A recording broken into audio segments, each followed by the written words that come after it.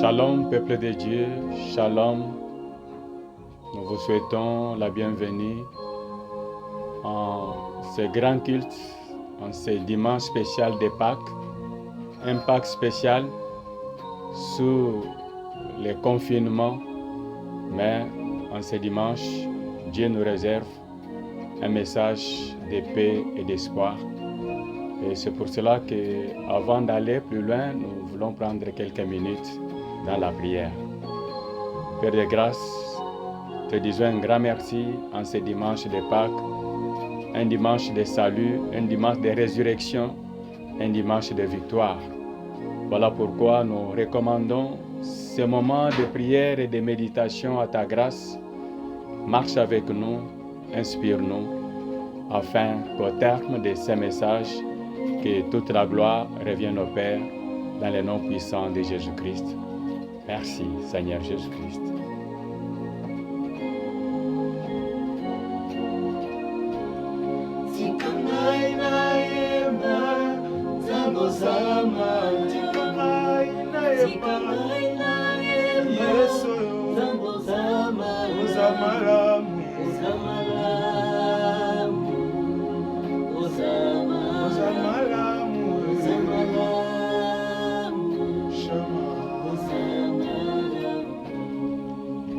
Oui, bien-aimés de Dieu, c'est un grand jour, un jour de bonnes nouvelles, parce que dans le monde entier, on parle de la Pâque, un grand événement, un grand souvenir, une grande célébration pour le monde chrétien. Mais aujourd'hui, nous parlons de cet événement dans un contexte particulier, dans un contexte où le monde est en agonie, dans un contexte où le monde est en confinement, dans un contexte où partout il y a des pleurs, des grincements de dents, dans un contexte où la planète est assiégée par le Covid-19, mais dans ce contexte, Dieu a un message spécial pour son peuple.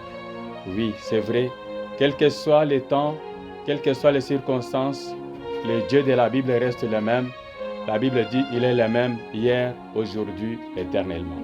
C'est ici l'occasion où nous parlons au peuple de Dieu pour lui dire ceci, que la création tout entière attend la révélation ou la manifestation du Fils de Dieu. Nous sommes au temps où les enfants de Dieu doivent se révéler, doivent se manifester parce que c'est eux qui détiennent la solution. C'est eux qui détiennent les produits qu'il faut pour sauver ce monde. Voilà pourquoi nous voulons d'abord partager quelque chose dans la Bible pour comprendre les contextes dans lesquels nous allons partager ces messages.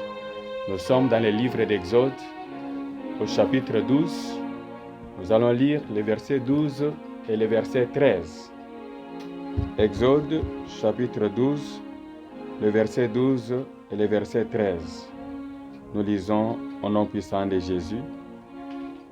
Cette nuit-là, je passerai dans les pays d'Égypte et je frapperai tous les premiers-nés du pays d'Égypte, depuis les hommes jusqu'aux animaux, et j'exercerai des jugements contre tous les dieux de l'Égypte. Je suis l'Éternel. Le sang vous servira de signe sur les maisons où vous serez. Je verrai le sang et je passerai par-dessus vous, et il n'y aura point de plaies qui vous détruisent quand je frapperai les pays d'Égypte. Que notre Dieu bénisse sa parole dans le nom puissant de Jésus-Christ. Bien-aimés, nous sommes à l'époque de Moïse, au temps où les enfants d'Israël étaient esclaves en Égypte. Ils ont crié à l'Éternel l'Éternel a envoyé Moïse pour les libérer. Moïse est venu avec un message d'espoir, un message de libération. Dieu l'envoie rencontrer Pharaon. Moïse est allé avec sa verge devant Pharaon. Il a fait des signes, il a fait des prodiges, il a fait des miracles. Il a fait changer l'eau en sang. Il a fait sortir des grenouilles. Il a fait sortir des poux. 7 plaies qui ont frappé les Égyptiens, mais qui n'ont pas réussi à ébranler le cœur de Pharaon. 9 plaies, s'il vous plaît, que Moïse a pu faire, mais qui n'ont pas réussi à ouvrir les portes pour que les enfants d'Israël sortent. À tel point que les enfants d'Israël étaient parfois fatigués. Vous pouvez dire à Moïse, Moïse, nous ne sommes pas sûrs que c'est Dieu qui vous a envoyé. Parce que si c'était Dieu, comment vous avez fait tant de tours chez Pharaon? Mais rien n'a changé. Vous êtes partis, vous avez fait des signes, vous avez fait des prodiges, mais nous sommes toujours en esclavage. Et au contraire, les douleurs ont augmenté, les souffrances se sont multipliées. En tout cas, ils avaient perdu l'espoir. C'est comme si tous les va-et-vient de Moïse ne pouvaient plus apporter. Mais au-delà de toutes ces choses, Dieu avait réservé une dernière cartouche. Qu'est-ce qui s'est passé? Quand Moïse est arrivé au 9e fléau et que Pharaon a endurci son cœur, Dieu lui a dit, Moïse, Pharaon ne vous laissera pas partir. J'ai endurci son cœur. Parce qu'il faudra qu'il contemple, qu'il voie ma puissance. Alors, ce jour-là, Dieu va dire à Moïse quelque chose de spécial. Alors, Dieu va parler à Moïse, il va lui parler de quelque chose de spécial que Moïse n'avait jamais découvert. Il va lui dire, écoute, rassemble les enfants d'Israël. Que chaque famille se procure un agneau mâle. Vous allez les manger entre les 2 soirs. Mais vous allez prendre son sang, vous allez le mettre sur les poteaux, les 2 poteaux de la maison. Je passerai la nuit. Les destructeurs passeront. Dans toutes les familles de l'Égypte, tous les premiers-nés seront frappés de mort, même chez leur bétail. Mais pour les enfants d'Israël, je verrai les signes et je passerai au-dessus. Moïse va convoquer tous les enfants d'Israël et leur part de la part de Dieu. Ils ont fait exactement comme Moïse a parlé. Ils ont pris le sang, ils ont mis sur les poteaux. Pendant qu'ils étaient en train de mettre le sang sur les poteaux, là en Égypte, Dieu avait laissé la liberté à un destructeur de s'élever en Égypte. Dieu avait laissé la liberté à un destructeur de s'élever, un destructeur couronné pour apporter la mort dans toutes les familles de l'Égypte. Pas seulement la mort sur les hommes, même sur les bétails.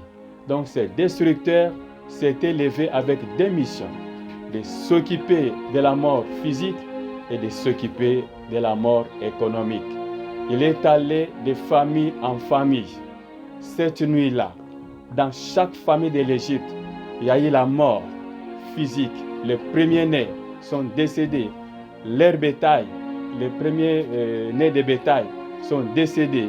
Il y a eu l'angoisse, il y a eu des pleurs, il y a des graissures. Mais sur les enfants d'Israël, il n'y a pas eu de mort ni chez leurs premiers-nés, ni chez leur bétail. Qu'est-ce qui s'est passé? Il y a eu quelque chose de spécial qui était apparu, c'était le sang. Voilà pourquoi, ce matin, nous voulons parler de la place du sang dans ces combats contre le coronavirus.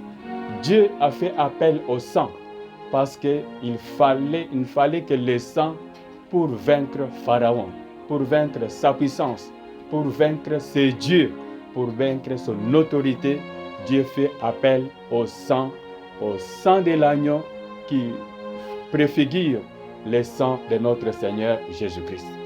Dieu a dit, je verrai les signes. Le sang vous servira de signes. Le sang, cette nuit-là, a servi comme bouclier, a servi comme vaccin dans les camps des enfants d'Israël. Le même sang, nous l'avons retrouvé à la croix. Quand Jésus est mort, le sang a coulé. Le sang a coulé pour le salut de quiconque croit. Et ce même sang qui a coulé continue à crier aujourd'hui en faveur des enfants d'Israël. C'est pour cela que la Bible dit, ils l'ont vaincu à cause du sang et des paroles de leur témoignage. Aujourd'hui, le peuple de Dieu est en train de parler de la Pâque. La Pâque, c'est la fête du sang de Jésus-Christ. Le sang qui nous a rachetés, le sang qui est mort, le sang qui a été répandu, et le sang qui a été répandu à la croix pour le salut de l'humanité. Ces jours-là, la Bible dit, les ténèbres couvraient la terre. Tous avaient péché, étaient privés de la gloire de Dieu. Mais il a plu à Dieu de donner son Fils unique à la croix, afin que par son sang, que tout le peuple et toutes les nations soient sauvés. C'est pour cela qu'il y a célébration de la Pâque. Mais pour nous, dans ce contexte, qu'est-ce que cela signifie, la Pâque pour nous? La Pâque pour nous signifie plusieurs choses. Donc aujourd'hui, nous allons partager deux seulement. La première chose, Jésus a dit, le sang va vous servir de signe. C'est-à-dire, pour tout celui qui a reçu Jésus-Christ comme Seigneur et Sauveur, le sang de Jésus est sur lui comme signe que celui-ci appartient à la famille royale, il est devenu citoyen du royaume des cieux, selon que la Bible dit, à tous ceux qui l'ont reçu, à ceux qui croient en son nom, il leur a donné le pouvoir de devenir enfants de Dieu, lesquels sont nés non du sang, ni de la volonté de l'homme, ni de la volonté de la chair, mais de Dieu. Le sang nous sert de signe qui montre que nous appartenons à une grande famille, à la famille de Dieu. Donc nous devons être fiers et conscients qu'en ces jours de fête, le sang de Jésus-Christ est en train de témoigner à notre faveur que nous sommes enfants de Dieu. La deuxième chose, le sang nous confère une autre lignée, la lignée de ceux qu'on appelle enfants de Dieu. La Bible dit, maintenant même, nous sommes déjà enfants de Dieu. Ce n'est pas demain, maintenant que nous avons reçu Christ, nous sommes enfants de Dieu. Nous sommes régis par la loi des exceptions. Nous avons cessé d'être des terrestres, nous sommes devenus des célestes. Cela voudrait dire que nous avons maintenant un statut spécial. Ce qui arrive aux hommes ordinaires ne peut pas arriver aux enfants de Dieu. Les enfants de Dieu ont une vie éternelle qui ne peut pas être anéantie par un virus. Et la Bible dit, Jésus-Christ a été souverainement élevé. Il est assis à la droite du Père, au-dessus de toute domination, au-dessus des principautés. Voilà la place qu'occupent les enfants de Dieu. En ce moment précis, à cause du sang de Jésus, nous occupons une position de supériorité au-dessus de tout, au-dessus du coronavirus. C'est-à-dire, maintenant là, la place de ce virus, ce n'est pas dans votre bouche, ce n'est pas dans vos poumons. La place de ce virus, c'est sous vos pieds. Parce que la Bible dit, je vous ai donné le pouvoir de marcher sur les serpents, sur les scorpions et sur toute la puissance de l'ennemi et que rien ne pourra vous nuire. Pour le moment, l'enfant de Dieu ne peut pas voir le virus dans sa bouche, il ne peut pas voir le virus dans ses poumons. La place du virus, c'est sous ses pieds. Alors, en respectant les principes du salut en Christ par son sang, nous reconnaissons aussi la place des principautés de domination. Seule la couronne de Christ subsistera éternellement. Ce virus s'est levé avec une couronne pour mettre la mort partout. Mais nous reconnaissons que le sang de Jésus a triomphé à la croix et ce sang est avec nous. Ce sang nous aide à triompher aussi. Ce virus est sous nos pieds. Voilà pourquoi nous nous levons, non pas comme des gens qui sont inférieurs au virus, mais nous occupons une position de supériorité. C'est une très bonne nouvelle. Sachez que dès aujourd'hui, quand vous vous levez le matin, rappelez-vous que le virus est sous vos pieds. Quand vous marchez, le virus est sous vos pieds. Quand vous vous endormez, il est sous vos pieds. N'ayez pas peur de quelque chose qui est sous vos pieds. Soyez conscients de votre position. Nous occupons une position de supériorité et nous serons toujours au-dessus de tout. Voilà pourquoi les enfants de Dieu se réveillent, non pas avec la peur, mais avec la joie que Christ a vaincu et nous a conféré cette victoire. Le sang nous a révélé notre véritable lignée. Nous ne sommes pas dans la lignée des hommes, nous sommes dans la lignée de Dieu. Nous sommes l'image et la ressemblance de Dieu. Aucun virus ne pourra atteindre un ange. Aucun virus ne pourra atteindre un membre de la famille de Dieu. Nous sommes couronnés de la gloire de Dieu. C'est pourquoi la Bible dit, Christ en vous, l'espérance de la gloire. Peuple de Dieu, chantez, louez, rendez grâce à Dieu parce que par son sang, nous avons été rachetés pour vaincre. Nous avons été rachetés pour dominer. Nous avons été rachetés comme membres de la famille royale. C'est pourquoi en ces jours de Pâques, nous célébrons le règne de Christ et non pas le règne de ces virus. C'est pourquoi vous tous qui avez déjà reçu Christ, réjouissez-vous.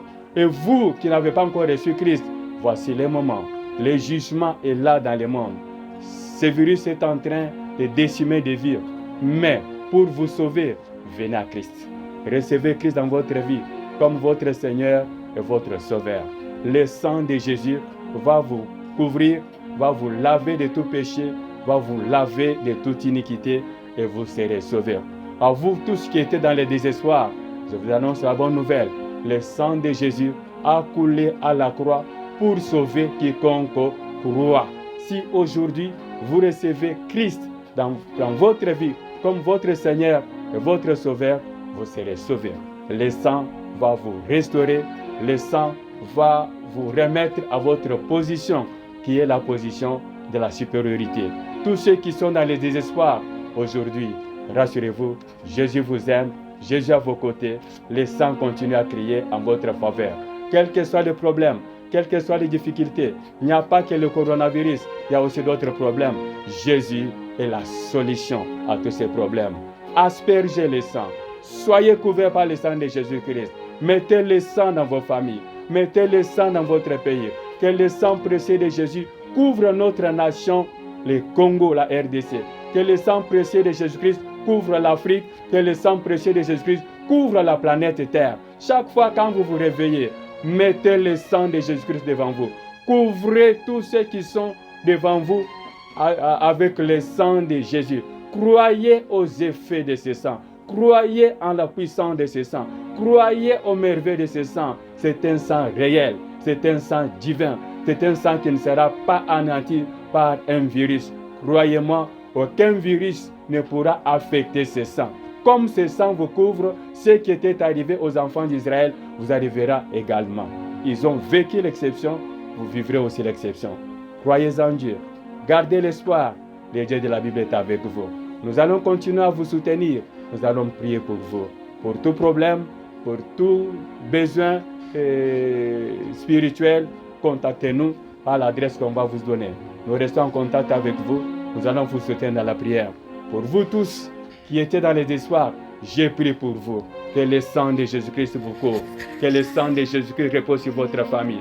Pour tous ceux qui étaient déjà atteints par ce virus, croyez-moi, le sang de Jésus-Christ vous purifie. Ce virus est anéanti sur votre corps au nom puissant de Jésus-Christ. Que ce virus soit anéanti dans votre famille au nom de Jésus-Christ. Que ce virus soit anéanti dans votre nation au nom puissant de Jésus-Christ. Pour le corps médical, le corps scientifique, que le sang de Jésus-Christ vous couvre. Soyez sécurisés et protégés à travers le sang. Le sang vous sert de signe. Rappelez-vous de ce sang.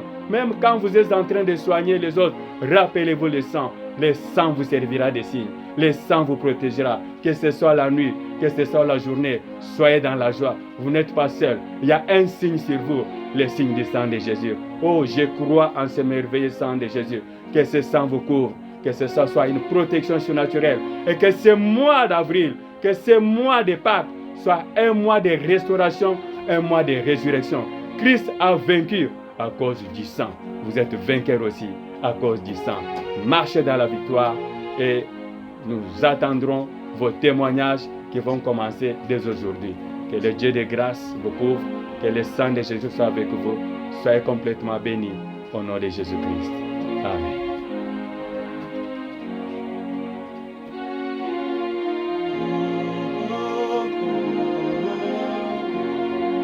Je crie